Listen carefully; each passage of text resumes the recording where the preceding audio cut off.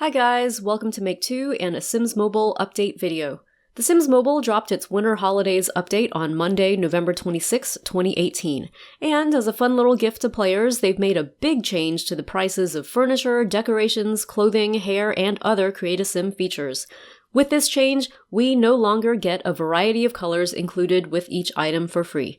Now, we have to pay for those color options, separately, individually, with either simoleons or simcash, depending on the item and the color. And the prices are really freaking expensive. Great timing going into the holidays, right? Now, look, we've made almost 1,000 videos on this channel, and I don't think we've ever made a video like this. Generally, if we don't like something about a game, we do say that, but then we try to move on to something positive. Personally, we just really don't like to complain or say something negative without also balancing it with something positive. But we've got nothing positive to say about this. The free color variations were one of my personal favorite things about the game and really made it stand out for me as a mobile game based on designing houses and creating Sims. Taking this feature away after we've had it for so long to now make it so incredibly expensive is awful, and I don't think I'm alone in feeling that. So we don't think we're going to find a ton of players who will be happy about this change, mostly because of the expensive prices, but also for a few other reasons we'll get into later in this video. But let's just sum it up first. This is a big fail on EA's part. We think it could well make a lot of players stop playing the game. We get that gaming is a business and it costs a lot to develop a game like this. We understand that EA has a responsibility to maximize profits for its shareholders and to pay their employees competitive salaries. But I think the phrase we're looking for is, this ain't it. Because there's also a separate responsibility to players to act in good faith and provide a positive, fulfilling, and entertaining gaming experience for us. In fact, it's not just a responsibility, it's good business. Happy players will happily invest time and money in your game. Happy players will sit through advertisements in the game and also make in-app purchases, or maybe even buy the PC and console games in the franchise and go on to buy the downloadable content and expansions as well. Happy players also give the game good reviews and tell their friends and families about how much fun they're having, which attracts even more players. So happy players can increase the size of the player base, leading to even more potential happy players who will invest more time and more money playing. Happy players therefore lead to more revenue, which provides more money for EA to pay those competitive salaries we previously mentioned, and good paychecks plus happy players leads to happy employees. And this is the really important part for EA, if the company is managing its other expenses well, more revenue will also lead to more profit, which means happy shareholders. Happy players plus happy employees plus happy shareholders means happy EA. Yes, obviously we're oversimplifying the business a lot, and there's probably a lot of number crunching and data analysis that goes on during the development process, which I guess EA uses to justify their pricing. Maybe the game isn't making them the money they think they need right now, so this was the best idea they could come up with. But the thing is, it's not a good idea. And it's not rocket science either, because this change makes players unhappy. And players who are unhappy, they won't do any of those things that lead to revenue and profit and happy employees and happy shareholders and happy EA. Unhappy players actually just, stop playing. Sometimes unhappy mobile players even decide they won't buy the PC or console versions either because they're so mad about it. And sometimes they leave bad reviews in droves, or they yell about their unhappiness on the internet and spread the unhappiness even further. So what you end up with is a game and a brand and a company with a seriously unpopular reputation that turns off potential new players, and an existing community which is drowning in negativity, while a good number of them jump ship completely. So is that what's going to happen after this new update? We can't predict the future, but we wouldn't be surprised.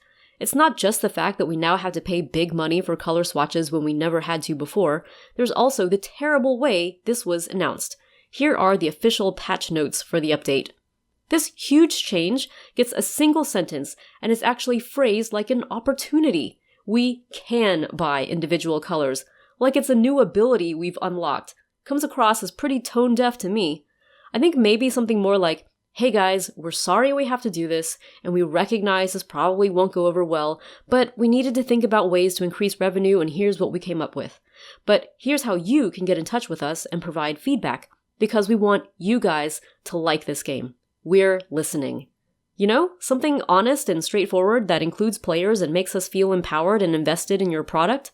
Also, supposedly, items are on sale until December 4th to soften the blow, I suppose, but what we're seeing from players is that, in fact, prices haven't changed at all from before the update. Unfortunately, we weren't able to test this for ourselves, but do let us know if you have, in fact, noticed a change in prices. No matter what, though, the sale is only temporary, and after it's over, we have little doubt that prices will bounce right back up. So basically, if an item cost 450 simoleons before, including all the possible colors, it will still cost 450 simoleons, but that's just for one color. And on top of that, we can now pay to get all the colors that just 2 days ago were totally free. And the actual choice you have about what color you want is still kind of restricted. Once you choose the color you want, you still have to buy the base color to actually place the item. If you don't want the base color, too bad, you have to buy it on top of the color you actually want. If you can't afford both, well, you can't afford either. Have I mentioned that the free color swatches were one of my favorite things about this game? Let's look at what the actual cost could be in terms of real currency coming out of your real wallet. Note that the prices in the game all depend on your lifestyle level. They increase little by little as your lifestyle level improves. We're currently at Passionately Posh, so these are the prices we have in our personal game. Let's say we want to buy a fireplace. To begin with, it's 325 simcash. In the in-app purchases, buying 250 simcash already costs $5. But if you want a different color for your fireplace, these are the prices at our lifestyle level, also in simcash. If you add up all the possible colors for this item, it totals up to 1,629 simcash. And remember, you have to buy both the base color and the color you actually want. So even if you wanted the cheapest extra color at 82 simcash, it would still cost you 408 simcash total for one fireplace. That's over $5 for a single piece of furniture. And that's not even getting into the Create-A-Sim stuff. Now I'm actually kind of okay with the fact that we only get a single house in the game, with only one floor, and a limited number of rooms, and a limited amount of land space that is super expensive to clear, and only 4 playable Sims. Sorry, got carried away there. Back to the update. As of now, there don't even seem to be new colors or new items to make us feel like there's a benefit to spending all this extra money. And to add insult to injury, some players are reporting that they're missing items in the game which they previously bought and paid for, or that they have to pay for color swatches for items they won through events, and that other glitches they've been experiencing aren't fixed still. If you're going to roll out an update this controversial, then the least you could do is make sure these major bugs aren't also part of it.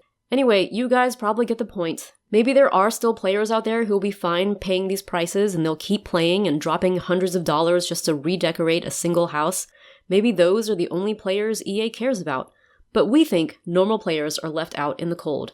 And that's a shame. It's pretty short-sighted. And it's also ultimately bad for business.